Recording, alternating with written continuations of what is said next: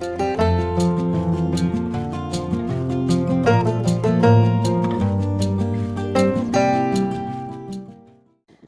everyone.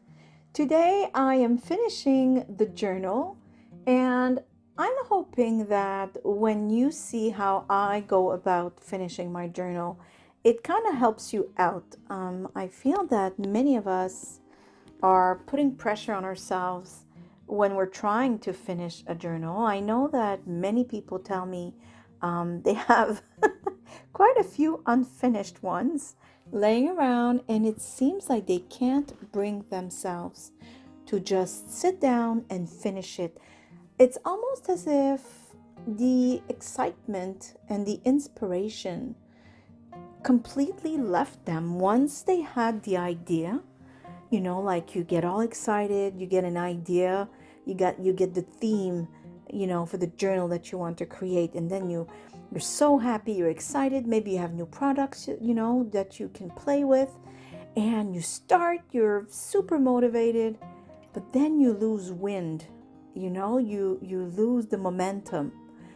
And of course, sometimes it's because something shiny comes along and we leave this project to start a new one. Now, there's absolutely nothing wrong with having multiple projects on the go. I have quite a few myself, but it is very important, I think, and maybe some of you will correct me, but in my opinion, it's actually quite important that you finish them.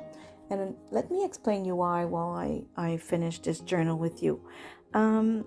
It's important because, well, first of all, you want to have this sense of accomplishment, right? And sometimes on those, and I don't know if I'm the only one, but I'm having these moments lately of, what's the point? Why am I crafting? Why am I doing this? What's the, is it very useful? Like, what am I doing? Of course, I snap out of it because I know why. Because it brings me joy. It brings beauty to the world. I do sell my journals, but even if I didn't sell them, creating is something that is one of the human, the basic human needs.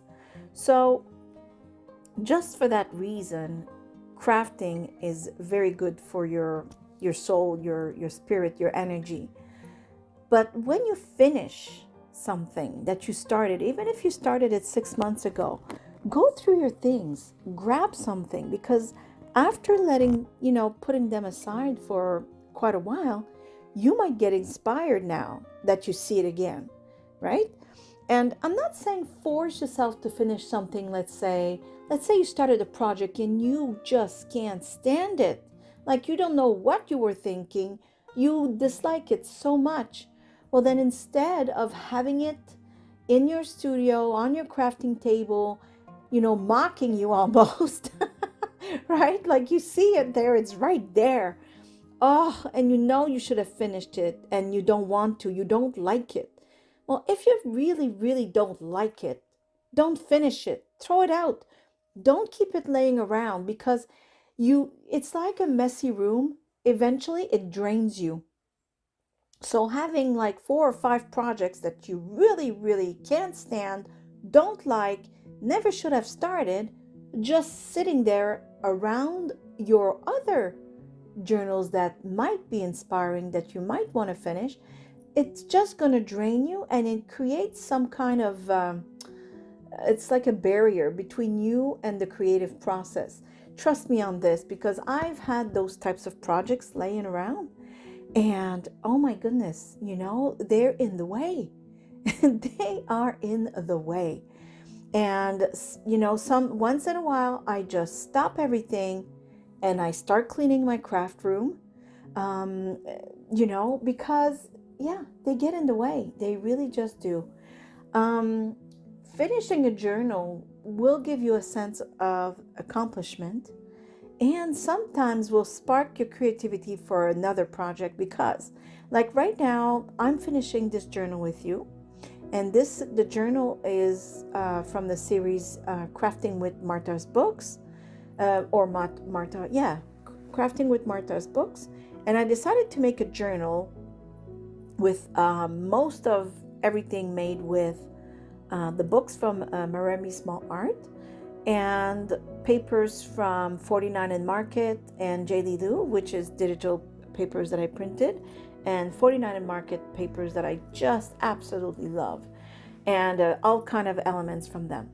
And I decided to do that, but you know what? I was exactly like I just mentioned at the beginning. I wasn't really working on it. I was kind of saying, like losing the momentum, really, is what it is. You might get tired of the project too. You want to move on, you want to do something else. So, putting things aside so that you don't, botch the ending, as they say, and then you feel even worse because you work super hard for numerous hours at the beginning, and then because you want to get rid of it, then you hurry up, finish it, but you're not careful enough, and then you're disappointed. So don't do that either. You are more than welcome to put them aside, but do come back to them. Really do come back to them, because once they're done, you get a sense of accomplishment. If you sell them, then perfect. You have another item for sale, or if you want to give them as a present.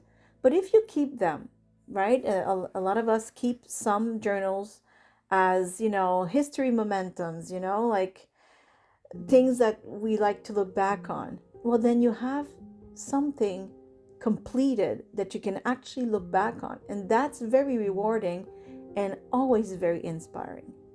As you can see right now, I am creating, page edges. And as you can see, there's like this side pocket, which was super easy to create. I did change it from the first piece. I had this kind of paper that feels really rough. It's not fabric. I don't know what it is. It's mesh. I don't know. I really just highly dislike it. Every time I buy specialized paper packs, they always put a few in there, and I give them away because I really dislike them. I don't like the feel. I don't like how difficult they are to glue. Anyway, I have no words to say how much I dislike them. I think I've made my point. So instead, I've replaced it with this handmade paper I really, really love, and just folded it in. I cut, half of it and folded it in half. And there you go. You just put it on the edge of a page, and you got yourself a page on which, both sides have a side tuck. I really love it. It's super easy. So that's what I do hope throughout the finishing parts of this journal, is that you're going to get inspired on how to finish yours, because it's normal to lose momentum. It's normal to get tired of a project. So, do put it aside, whether it's just a few days like I did, a week, or, a few months, but try. And that's why I say the ones you really know that you will not do because you really, really don't like them, throw them away. You can, maybe recuperate a few pieces, the papers maybe, or, elements, but the rest just throw it out, chuck it, forget about it. Because what you want to be, the only thing you want to have around are journals that are done, or projects you will come back to. So if you come back to a project that you really like, you just got tired, you ran out of inspiration, that's good, that's okay. But this is in the pile of things that you will be happy to come back to when the inspiration comes back to you. So as you can see, look at these flowers. This is nuts. Like, seriously, if you have looked at her books, Marta from Maremi Small Art, it's so easy to craft with them. Look at this. Look, just a piece of grungy paper from J. Lou and her flowers, and there you go. There it is. Look, I have nothing else to do. That's it. You glue, and you got yourself a journaling card, right? So, and you see the pieces on top corner, the right corner of my screen. These are pieces I've done with you a few weeks back, maybe a month or so back even. And I really love to do that too. Like, you create a few pieces randomly, you just let yourself go with your inspiration of the moment, and these pieces will certainly help you out in another project or the project you're working on. It doesn't matter. I just create when I don't feel like taking on a huge project, like a brand new journal. I sit down and I create pieces. I just let myself be inspired. It could be by a paper I just purchased, elements I seen somewhere, whatever it is. I create pieces, put them aside, and eventually I know they'll be in, they'll be put in a journal. So I'm going to leave you on this. Actually, no, you know what? Just one more thing I want to add. Um, you'll see throughout the journal, I'm making what I call white spaces. And at the complete end of the video, let's just say maybe at around minute 46, I think, that's where I will do the flip through of the journal, just so you know, with my normal voice and normal time and everything. So if you want to see the flip through, you can jump to the 46th minute. But throughout this journal, you will see that I'm making what I call white spaces. And you know, when you put journal pages made from book pages or music sheets, it's absolutely gorgeous. I love it. But it's hard to write on those. And when I make journals, my first goal um, is to have a lot of writing space. I want the people who purchase my journals, because yes, I do sell mine, I want them to have a lot of space or to write or to glue pictures or to add their own decorations. So what I do is I'll put a lot of those white spaces, and the way I create them, well, it depends. This time I most of the time I used that handmade deckled paper. Absolutely lovely. It's cream color, so it's not too white, it's not too dark, it fits everywhere. It's lovely. Other times, not in this journal, but other times I'll use some white gesso just to go over the text of a book page, let's say. And it doesn't make the book page text disappear, but it really diminishes the darkness of it, if you will. And then because it's a light white, you can still see through it, but you can actually write over it. And then your handwriting will show if you put the white gesso. So that's a little trick I'm giving you. I'm sure most of you knew. Um, and at the same time, it's fun because whether you put some patches of that paper I just talked about, or you put patches of white gesso or white acrylic, um, it still allows you to see the music note or the book page, which is the reason why we added them in the first place. Now, I don't do it on every page. Some I leave just like that because I do like the music page, and the person that purchases them, maybe they'll glue a dry flower on them or put a sticker on them that they love, so I do leave space for writing and creativity.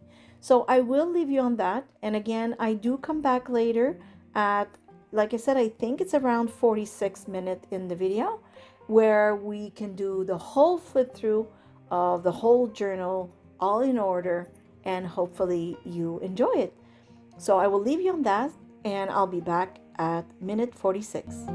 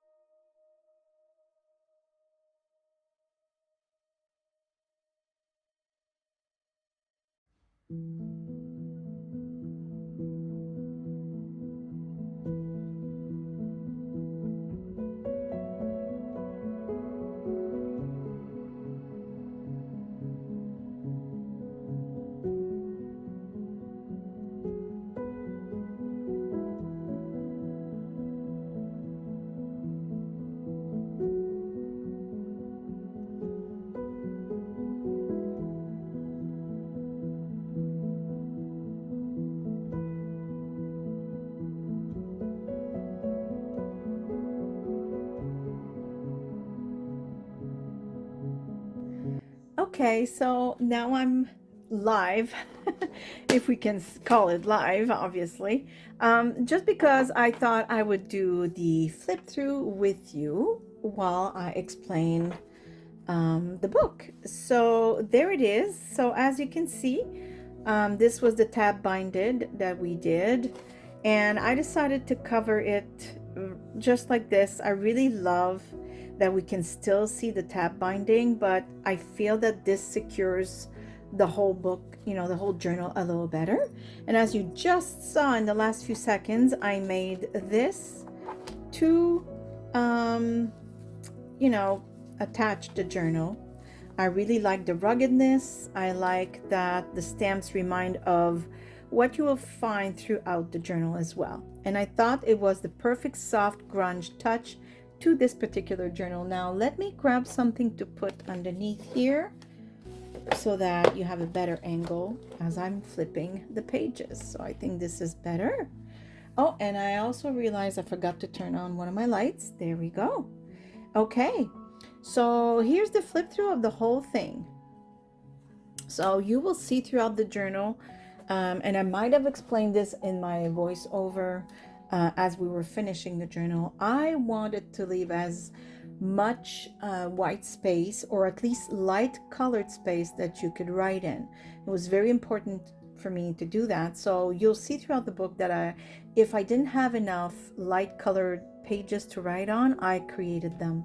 So this is pretty light, so I left it, and I created a white space here and here for you to write. Otherwise it would have been only this, the writing. So yeah, I'm just seeing here as a side note, look, Nova Scotia, which is pretty funny because that's where I am right now. So, and yes, so of course I want to keep coherence throughout my journal. So that's why whenever I create white spaces, I call them white spaces, but you know what I mean, I will also put stamps or any kind of other decoration for you to remember the rest of the journal, so that it's coherent between the pages. And this is an envelope we had created, super duper easy. I love that it has windows, and I just inserted these cards.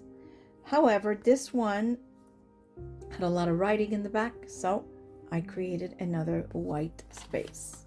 I could just call them writing space, and there you go. So now you have plenty, and that's another little pocket here with a writing card. This is light enough that you can write, so no need to change anything. And in this beautiful packaging envelope that I had, transformed a tiny bit, I also created this journaling card using Marta's beautiful flowers from her books, Flowers and Botanica. I don't remember which one. I think this is from Botanica, but I could be mistaken. And there you have it. So I think it's beautiful. You can see it through the window. This page is light enough. I left it this way. And of course, I created another writing spot because this side was a little heavier on the handwriting that was on it. And I really wanted, you know, to have some space for writing. So here it is. This page is already white enough. So I just decorated it. And I love this. I love these windows. I love windows, as you can see. And I made this one. It's in one of my videos in the series Crafting with Martha's Books, I think the series is called. So you can see it in my video list. And this page is light enough. I'm the one that added this writing because it's not too dark. You can still write easily. And this one doesn't have a whole lot of writing space, but there's white here, and of course behind this beautiful tag. And there it is. Of course, you know, there's not a whole lot of writing, so whenever there's enough space to write around, I leave it. Plus, nothing prevents you from gluing your own piece of white paper. And this has a lot of writing space as well. And so does this beautiful card made again. This whole book actually is made with three things: Martha's papers, 49 in Market, and J.Lou for the base of, let's say, well, like this tag, right? Or this one here. So those types of paper, and a few rub-ons like this from Taperlogy. And don't forget, you have a 15% off with my code The Purring Cat Studio. So take advantage of it. You know, when you have a big purchase, believe me, it shows. Look at this. Look at this. So again, this is J.Lou's paper, Martha's flower, and look at this. Like, I had nothing to do, nothing else to do, just glue it together. It's just instant beauty. So, you know, whenever you wonder if the books that she produced are only for collage, no, they're not. Look, I made a whole journal about it. And I love this double belly band. Lovely. You could put something bigger. I just chose to put this cutie right here. I think it looks perfect. And this beautiful tag that opens for more writing space. And yes, I decorated both sides because why not? You know, you could put it this way, and you could put it that way. Both ways are gorgeous. A lot of space for writing, a little less, but nothing, a little bit of white gesso or white acrylic paint or even cream color acrylic paint. You could just rub it with your finger. Once it's dry, you can write away. I just thought it looked really nice with the notes, so I left it there. I don't create white space everywhere. I do, you know, want you to see the vintage paper, and this is vintage paper, so I really loved it. And here I simply added a beautiful piece of handmade paper with the dried flower in them, just for you to have. And you could write something here and then put it right back, just like so, and it looks beautiful. Let me just fix that properly. And there we go. I absolutely love this. And here I created a white space, and here I made these beautiful tags. These ones you don't really have any space to write on, but that's okay. Not everything needs to be something to write on. I just thought they looked really cute right there. And here another writing spot right behind this card. I just love the grungy, you know.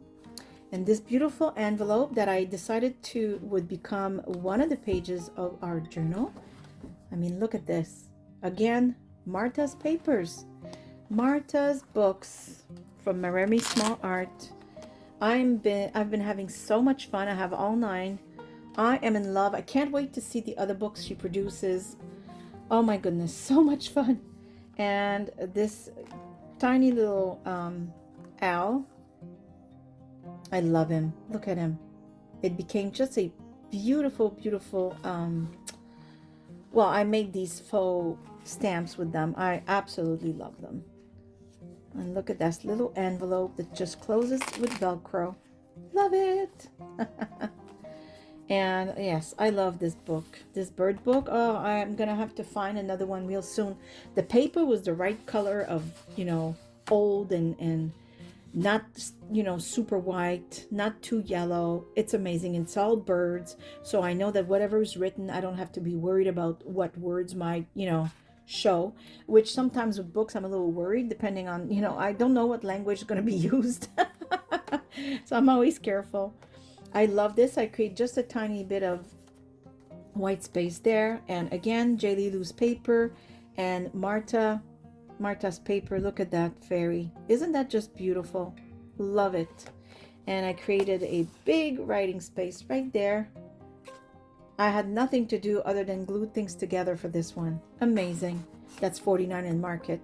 And this as well. This is something I fussy cut it, and there you go. And that is the journal, my friends. I absolutely love it. Love it, love it, love it. Oh, I really love it. I have no other words. I'm just so happy about it. I think this turned out perfect, and it really served. I mean, look at this flower. Look at this, I really just wanted to, well, first I wanted to play with her beautiful books, but I also just wanted to show you that they're not just for collage and making cards. They're beautiful. They're just, yeah. I mean, a lot of times as creator of journals, we are looking for images to create our ephemera or our journals. And these books have everything you can think of. I particularly love the house. Where is it? Right here. Look at this. Look at this. This is just, oh my goodness, it's just amazing, just gorgeous. I'm in love with it. Anyways, okay, enough about the books. Oh my goodness, I'm just really in love with them. If you haven't seen her books, go check them out. The link is in my description box. So I will leave you on this as usual. I hope I hope you've learned something. I hope you've enjoyed this series. For every video about the making of this journal, they're all in the same playlist. It's called Crafting with Marta's Books, and the reason it's called that is because sometimes I make the journals, sometimes I'm making little pieces, and with time, whatever I create with those books, whether it's art journaling or journals, I will put them in that watch list. That way we know what we're talking about. So I hope you've learned something. I hope you've enjoyed this this little journal making series with me. And as usual, I give you a great big hug from here in Nova Scotia, Canada. I do hope you are all happy, healthy, and safe. And on this, thank you for watching. See you soon. Bye. Bye bye.